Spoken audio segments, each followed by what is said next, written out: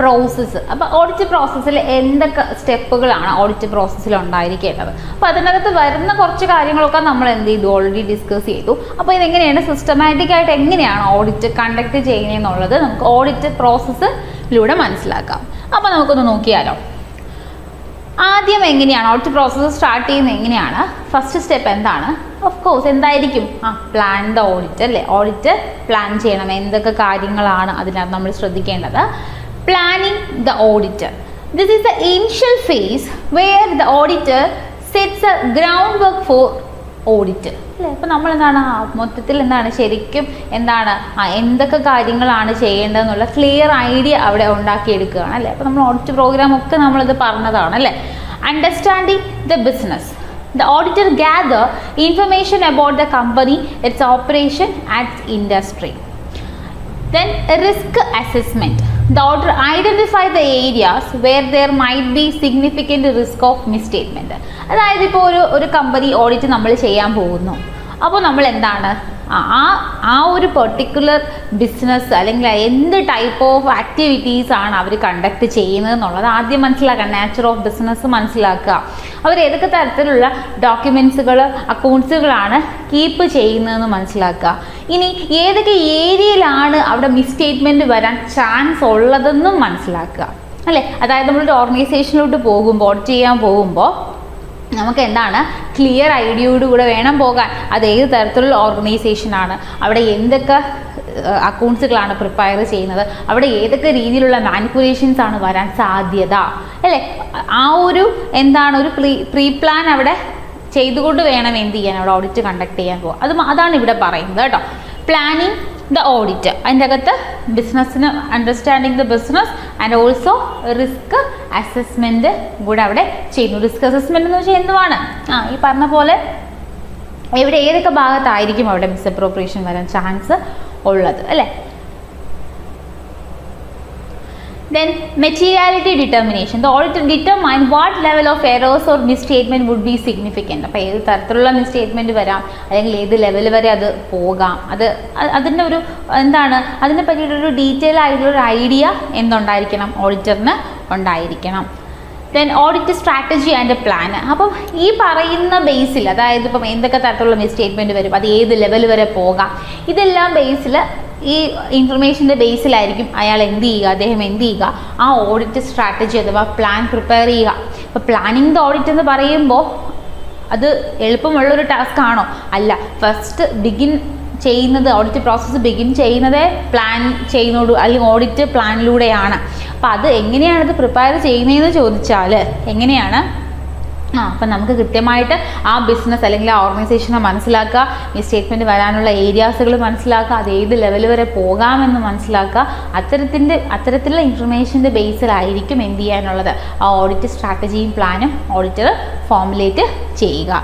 So based on the understanding and risk assessment, auditor prepares an audit plan outlining the nature, timing and extent of audit procedures. അപ്പോൾ എത്ര ടൈമിനുള്ളിൽ തീർക്കാൻ പറ്റും, എന്തൊക്കെ systematic procedures അതുമായി ബന്ധപ്പെട്ട് ചെയ്യണം എന്നുള്ള കാര്യങ്ങളെല്ലാം അതിലൂടെ എന്ത് ചെയ്യാം, കണ്ടെത്താം. രണ്ടാമത്തേത് internal control evaluation. Internal control സിസ്റ്റത്തിൻ്റെ വർക്കിംഗ് എങ്ങനെയാണ് നമ്മൾ പറഞ്ഞു. ഇൻറ്റേർണൽ കൺട്രോൾ എന്ന് പറയുമ്പോൾ ഓർഗനൈസേഷൻ പ്രോപ്പറായിട്ടുള്ള ഇൻറ്റേർണൽ ചെക്ക് സിസ്റ്റവും ഇൻറ്റേർണൽ ഓഡിറ്റും ഒക്കെ കണ്ടക്ട് ചെയ്യുന്നുണ്ട്. ഓവറാൾ ഓർഗനൈസേഷൻ്റെ എഫിഷ്യൻസി നമുക്ക് അതിലൂടെ ചെക്ക് ചെയ്യാൻ പറ്റും അല്ലേ. അപ്പോൾ പ്രോപ്പറായിട്ടുള്ള ഇൻറ്റേർണൽ കൺട്രോൾ ടെക്നിക്സുകളൊക്കെ യൂസ് ചെയ്യുന്ന അല്ലെങ്കിൽ ഫോളോ ചെയ്യുന്ന ഒരു കൺസേൺ ആണെങ്കിൽ അത്രത്തോളം എറേഴ്സ് അവിടെ കുറവായിരിക്കും അല്ലേ. അപ്പോൾ നോക്കാം എന്തൊക്കെയാണ് internal controls evaluation. The auditor assess the effectiveness of the company's internal control. എന്തൊക്കെയാണ് അതിൻ്റെ അകത്ത് എന്തൊക്കെ കാര്യങ്ങളാണ് അവിടെ നമ്മൾ ഫോക്കസ് ചെയ്യുന്നത്? Documenting controls, testing controls and control of risk assessment. എന്താ ഇവിടെ ഉദ്ദേശിക്കുന്നത്? ഒന്നുമില്ല, സിമ്പിളാണ്. അതായത് the auditor documents the companies internal control procedures. നമ്മൾ പ്രോപ്പറായിട്ട് എല്ലാ കാര്യങ്ങളും ഇൻറ്റേർണൽ ചെക്ക് സിസ്റ്റോ ഇൻറ്റേർണൽ ഓഡിറ്റോ ഒക്കെ കണ്ടക്ട് ചെയ്യുന്നുണ്ടോ, അതുമായി ബന്ധപ്പെട്ട പ്രൊസീജിയേഴ്സ് അവർ ഫോളോ ചെയ്യുന്നുണ്ടോ എന്നുള്ളത്. Then auditor test the control to determine if there is any if there are functioning as intent. അപ്പോൾ അത് കൃത്യമായിട്ട് അത്തരത്തിൽ ചെയ്യുന്നുണ്ട്, അതിൻ്റെ ഡോക്യുമെൻറ്റ്സുകളെല്ലാം ഉണ്ടെങ്കിൽ അത്തരത്തിൽ അത് ഇപ്പോഴും കൃത്യമായിട്ട് ഫങ്ഷൻ ചെയ്യുന്നുണ്ടോ എന്ന് എന്ത് ചെയ്യും, ചെക്ക് ചെയ്യും.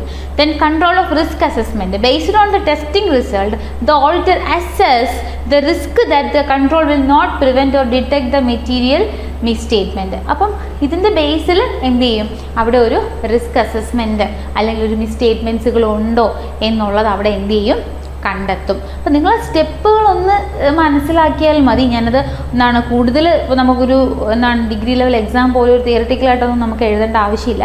പക്ഷേ അത് ആ ഒരു പ്രോസസ്സ് കൃത്യമായിട്ടൊന്ന് മനസ്സിലാക്കാം. നമ്മൾ പ്ലാൻ ചെയ്യുന്നതിൻ്റെ പുറകിലും കുറച്ച് കാര്യങ്ങളുണ്ട്. അത് കഴിഞ്ഞിട്ട് നമ്മൾ ഓർഗനൈസേഷൻ്റെ ഇൻറ്റേർണൽ കൺട്രോൾ സിസ്റ്റം പ്രോപ്പറായിട്ട് വർക്ക് ചെയ്യുന്നുണ്ടോ എന്ന് നോക്കുന്നു. ഇൻറ്റേർണൽ കൺട്രോൾ സിസ്റ്റം എന്ന് പറയുമ്പോൾ നമ്മൾ അതുമായി ബന്ധപ്പെട്ട ഡോക്യുമെൻറ്റ്സുകൾ ഇത് വെറുതെ പറഞ്ഞാൽ പോലും അവിടെ ചെക്ക് ചെയ്യപ്പെടും. ഓട്ടോമാറ്റിക്കലി അവിടെ ഒരു ഫംഗ്ഷൻ, ആ ഒരു ഫംഗ്ഷൻ നടക്കുന്നുണ്ടോ എന്ന് പറഞ്ഞാൽ മാത്രം പോരാ, അതവിടെ നടക്കുന്നുണ്ടോ എന്ന് എന്ത് ചെയ്യും, ഉറപ്പ് വരുത്തണം എന്നുള്ളതാണ്. Okay, then substitutive procedures, analytical procedures ഉണ്ട്, ടെസ്റ്റ് ഓഫ് ഡീറ്റെയിൽസ് ഉണ്ട്, verification of asset and liabilities. അതായത് ഓഡിറ്റർ എന്ത് ചെയ്യും, they use analytical procedures to identify any unusual trends or anomalies. എന്തെങ്കിലും അൺയൂഷ്വൽ ആയിട്ടുള്ള കാര്യങ്ങളുണ്ടോ, എന്തെങ്കിലും നമുക്ക് അവിടെ ചെയ്യാനുണ്ടോ. അപ്പോൾ ഇതൊക്കെ ശരിക്കും പറഞ്ഞാൽ അതായത് നമ്മൾ പഠിച്ചിട്ടുള്ള രീതിയിൽ പ്ലാൻ ചെയ്ത് അത് ഇൻറ്റേർണൽ കൺട്രോൾ സിസ്റ്റം എല്ലാം പ്രോപ്പറായിട്ട് വർക്ക് ചെയ്യുന്നുണ്ടോ എന്ന് നോക്കി അത് കഴിഞ്ഞിട്ട് എന്താണ് സബ്സ്റ്റിറ്റ്യൂട്ടീവ് പ്രൊസീജിയേഴ്സ്, അതായത് കുറച്ചുകൂടി ഡീറ്റെയിൽ ആയിട്ടുള്ള എക്സാമിനേഷനിലോട്ട് അത് പോവുകയാണ്. Test of details, the auditor perform detailed testing of transactions of account balance and disclosures. Okay, അപ്പോൾ ആദ്യം പുറമേ ഉള്ള ഒരു സെറ്റപ്പാണ് ആദ്യം നോക്കുന്നത് അല്ലേ. അത് കഴിഞ്ഞിട്ട് ഒരു ഡീറ്റെയിൽ എക്സാമിനേഷനിലോട്ട് എന്ത് ചെയ്യും, കടക്കും. അപ്പോൾ അവിടെയാണ് ഈ പറയുന്ന അനാലിറ്റിക്കൽ പ്രൊസീജിയേഴ്സും ഈ പറയുന്ന ഡോക്യുമെൻറ്റേഷൻ എല്ലാം പ്രോപ്പറാണോ, അല്ലെങ്കിൽ പ്രോപ്പറായിട്ട് അക്കൗണ്ട്സുകൾ കീപ്പ് ചെയ്യുന്നുണ്ടോ, വൗച്ചിങ് ഉൾപ്പെടെയുള്ള കാര്യങ്ങൾ നമുക്കിവിടെ പറയാൻ സാധിക്കും. Then verification of asset and ലയബിലിറ്റീസുകൾ, അതിൻ്റെ വാല്യൂ, അസറ്റുകളും ലയബിലിറ്റികളും പ്രോപ്പറായിട്ട് വാല്യൂ ചെയ്തിട്ടുണ്ടോ, ഫിസിക്കലി അസറ്റ് അവിടെ എക്സിസ്റ്റ് ചെയ്യുന്നുണ്ടോ എന്നുള്ള കാര്യം എന്ത് ചെയ്യും, കൃത്യമായിട്ട് അവിടെ ചെക്ക് ചെയ്യപ്പെടും.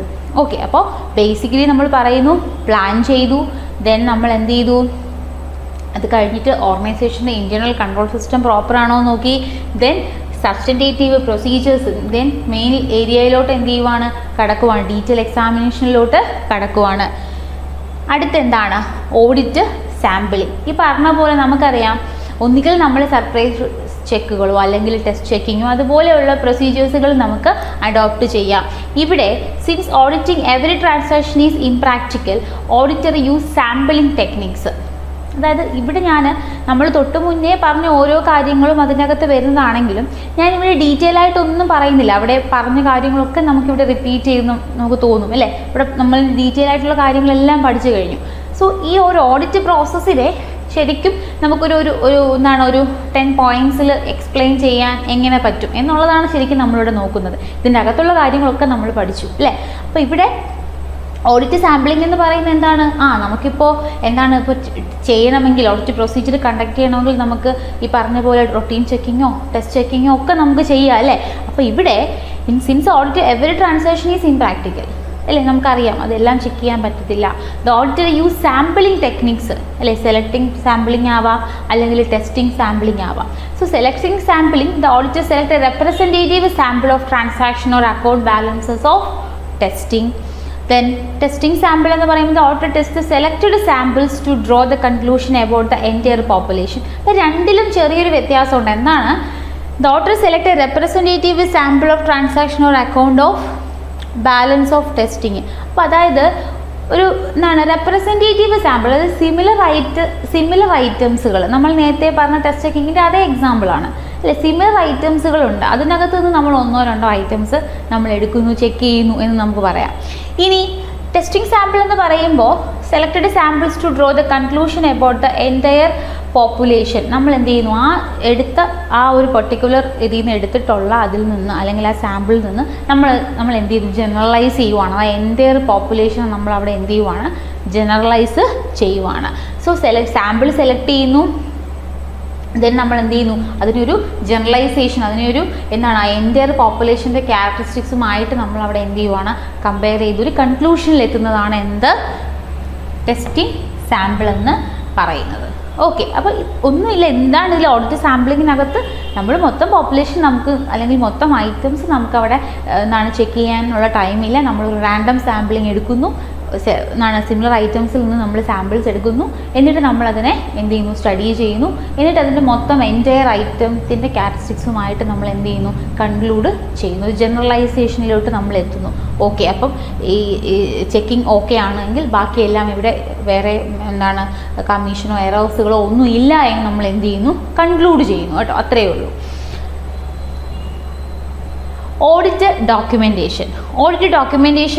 Auditor documents the work performed and conclusion reached. അപ്പോൾ ഓഡിറ്റർ എങ്ങനെയാണ്, ഓഡിറ്റർ സഞ്ചരിച്ച പാത എന്ത് ചെയ്യണം, കൃത്യമായി അറിഞ്ഞിരിക്കണം അല്ലേ. ഏതൊക്കെ കാര്യങ്ങളാണ്, എന്തൊക്കെ കാര്യങ്ങൾ എന്ത് ചെയ്തു, കണ്ടെത്തി, അല്ലെങ്കിൽ ഇനി ഫർദർ റെഫറൻസിന് എന്തൊക്കെ കാര്യങ്ങളുണ്ട് എന്നുള്ളതെല്ലാം എന്ത് ചെയ്യണം, ഒരു എവിഡൻസ് ആയിട്ട് എന്ത് ചെയ്യണം, സൂക്ഷിക്കേണ്ടതായിട്ടുണ്ട്. രണ്ട് രീതിയിലാണ്. ഒരു ഓഡിറ്ററിന് അതൊരു എവിഡൻസ് ആയിട്ടും സൂക്ഷിക്കാം, അല്ലാതെ ഓഡിറ്റ് റിപ്പോർട്ട് സബ്മിറ്റ് ചെയ്യുന്നതുമായി ബന്ധപ്പെട്ട് സപ്പോർട്ടിംഗ് ആയിട്ട് നമുക്ക് എന്ത് ചെയ്യാം, പറയാം.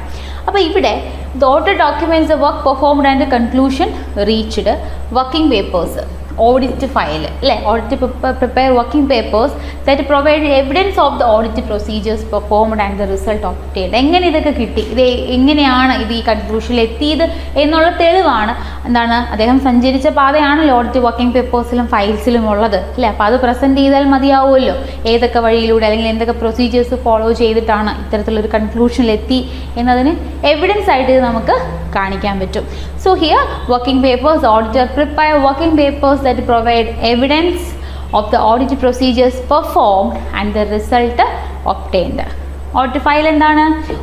All documentation is compiled into an audit file which serve as the basis for the audit report. നമ്മൾ ഇതും രണ്ടും എന്താണ് പഠിച്ചതാണ്. അപ്പോൾ നമ്മൾ ആ ഒരു പ്രോസസ്സിൽ അത് എവിടെ വരും എന്നുള്ളത് മനസ്സിലാക്കുക. Then next one, audit report. Opinion formation. The auditor forms an opinion whether the financial statement are free from material misstatement.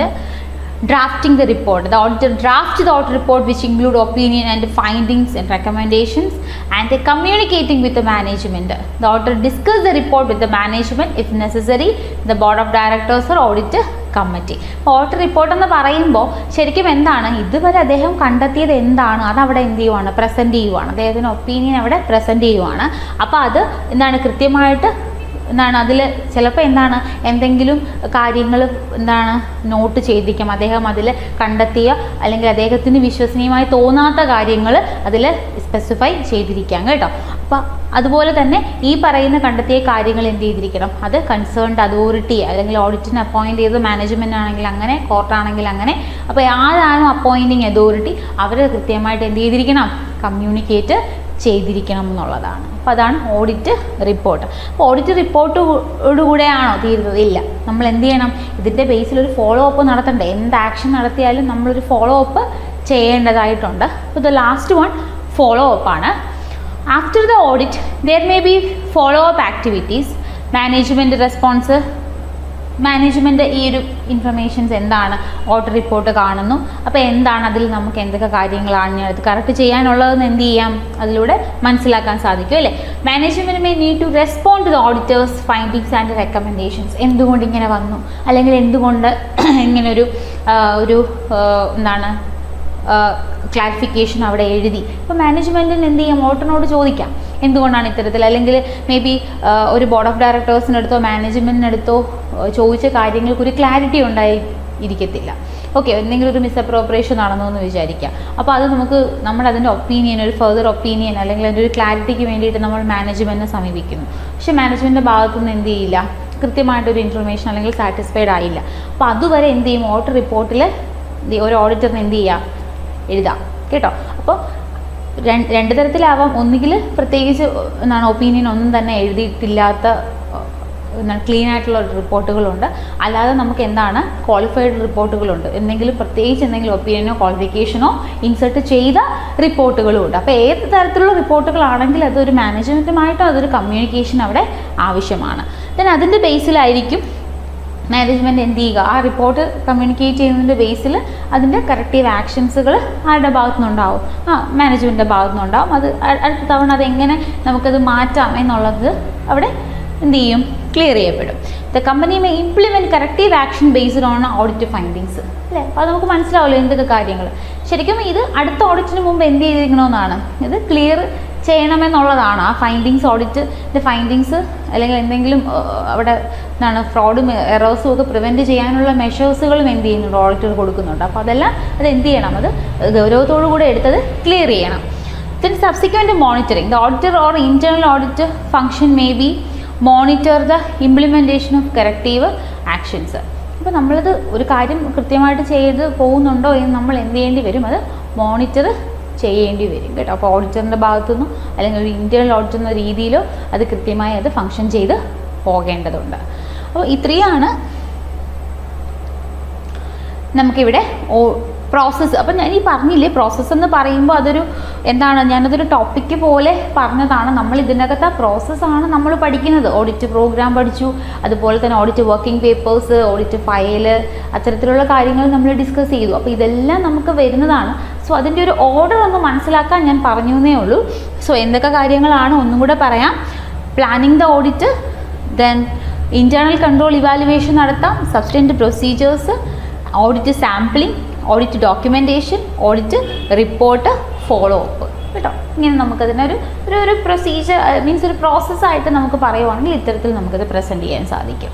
Okay, ഇനി ഇതിൻ്റെ അകത്ത് വരുന്ന അടുത്ത് നമുക്കൊരു കാര്യം ടോപ്പിക്കും കൂടെ നമുക്കിവിടെ പഠിക്കാനുണ്ട്. ഓഡിറ്റ് നോട്ട്ബുക്ക് കേട്ടോ. ഓഡിറ്റ് നോട്ട്ബുക്ക്, ഓഡിറ്റ് ഫയൽ പഠിച്ചു, വർക്കിംഗ് പേപ്പേഴ്സ് പഠിച്ചു. അപ്പോൾ അതിൻ്റെ കൂട്ടത്തിൽ നമുക്ക് ഒരെണ്ണം കൂടെ പഠിച്ചു വെച്ച് കൊടുക്കുക, ഓഡിറ്റ് നോട്ട്ബുക്ക്. നോക്കാം എന്താണ് audit notebook, also known as working papers. നമുക്ക് വർക്കിംഗ് പേപ്പേഴ്സ് എന്ന് നമുക്കതിനെ വിളിക്കാം. ആ records maintained by the auditors during the audit process. Okay, മറ്റ് നമ്മുടെ ഫയൽ പോലെയൊക്കെ തന്നെ ഓഡിറ്റർ മെയിൻറ്റെയിൻ ചെയ്യുന്ന ഒന്നാണ് audit notebook. They serve as a comprehensive record of all audit procedures, evidence, findings and conclusions drawn by the auditor.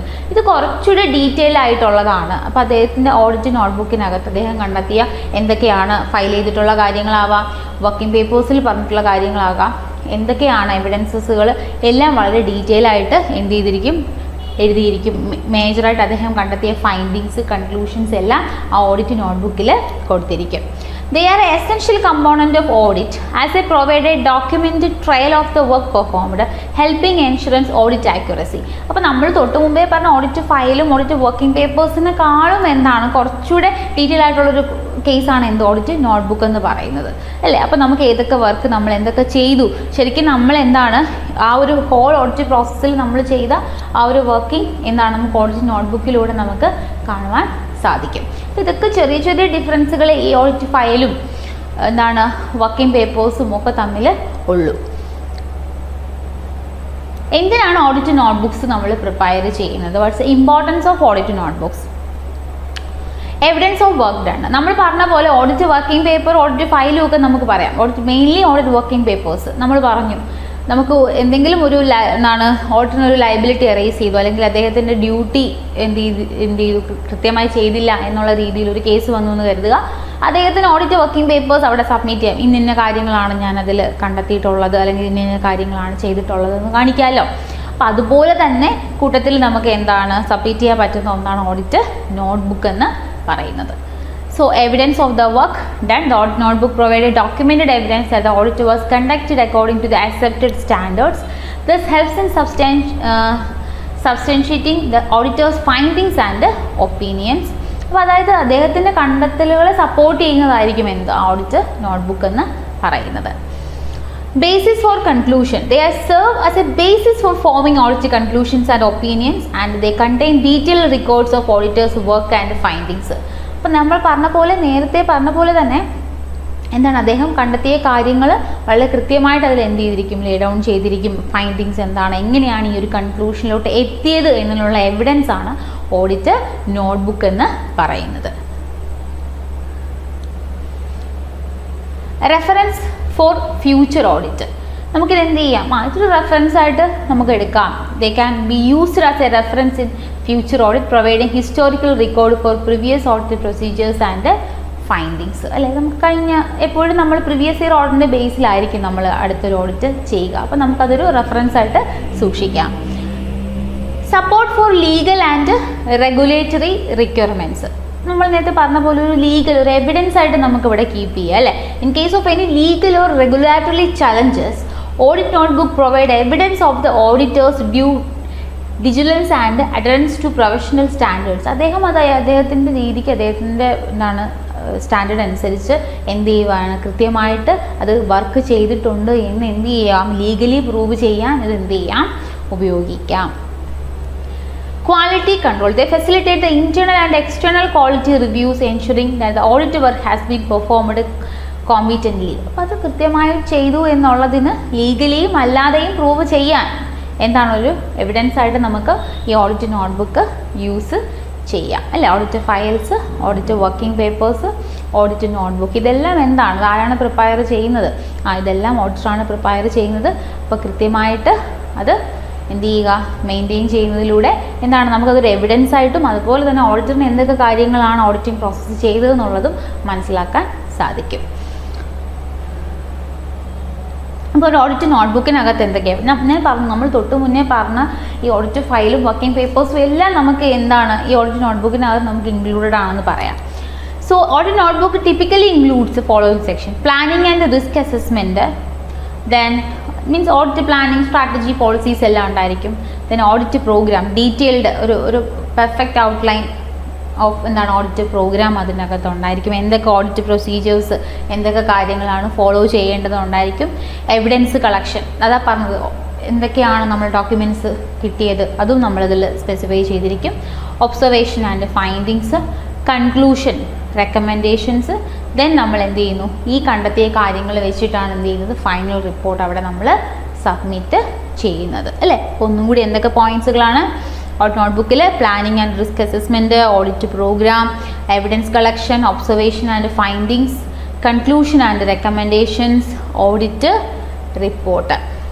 Okay, അപ്പോൾ ഇത്രയാണ് നമുക്ക് ഈ ഓഡിറ്റ് നോട്ട്ബുക്കിനകത്ത് നമുക്ക് എന്ത് ചെയ്യാൻ പറ്റുന്നത്, പറയാൻ പറ്റുന്നത്. ഓക്കെ, അപ്പോൾ നമുക്കിതിൻ്റെ ഒരു കമ്പാരിസൺ പറയാം. ഓഡിറ്റ് നോട്ട്ബുക്കും ഓഡിറ്റ് ഫയലും തമ്മിൽ ആ ഒരു ഡിഫറൻസും നമുക്ക് എന്ത് ചെയ്യാം, ഡിസ്കസ് ചെയ്യാം കേട്ടോ. അപ്പം കുറച്ചുകൂടെ ഒരു ക്ലാരിറ്റി ഉണ്ടാവും ഞാൻ വിശ്വസിക്കുന്നു. അപ്പോൾ നമ്മൾ പഠിക്കുമ്പോൾ എല്ലാം ഇങ്ങനെ ഒരുപോലെ തോന്നും അല്ലേ, കാരണം ഇതിൻ്റെ അകത്ത് വരുന്നതെല്ലാം എന്താണ്, അങ്ങോട്ടും ഇങ്ങോട്ടും നമ്മൾ പറയുന്ന സെയിം കാര്യങ്ങൾ തന്നെയാണ് അതിനകത്തും വരുന്നത് അല്ലേ. അപ്പോൾ ഒരു കൺഫ്യൂഷൻ ഓട്ടോമാറ്റിക്കലി ഉറപ്പായിട്ടും നമുക്കിവിടെ ഉണ്ടാകാൻ ചാൻസ് ഉണ്ട്. അപ്പം നമുക്കതിനൊന്ന് ഡിഫറൻഷ്യേറ്റ് ചെയ്യാം.